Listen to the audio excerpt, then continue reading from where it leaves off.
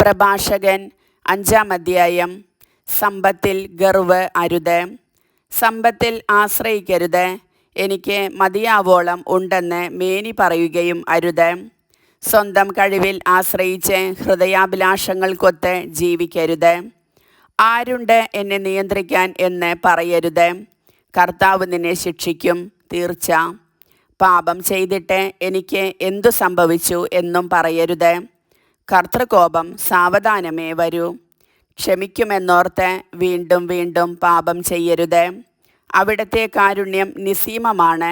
അവിടുന്ന് എൻ്റെ എണ്ണമറ്റ പാപങ്ങൾ ക്ഷമിക്കും എന്ന് പറയരുത്. കാരുണ്യത്തോടൊപ്പം ക്രോധവും കർത്താവിലുണ്ട്. അവിടുത്തെ ക്രോധം പാപികളുടെ മേൽ പതിക്കും. കർത്താവിങ്കലേക്ക് തിരിയാൻ വൈകരുത്. നാളെ നാളെ എന്ന് നീട്ടിവയ്ക്കുകയും അരുത്. അവിടുത്തെ ക്രോധം അവിചാരിതമായി ഉണരുകയും ആ ശിക്ഷയിൽ നീ നശിക്കുകയും ചെയ്യും. വ്യാജം കൊണ്ട് നേടിയ ധനത്തിൽ ആശ്രയിക്കരുത്. ആപത്തിൽ അത് ഉപകരിക്കുകയില്ല. നിർവ്യാജമായ സംസാരം.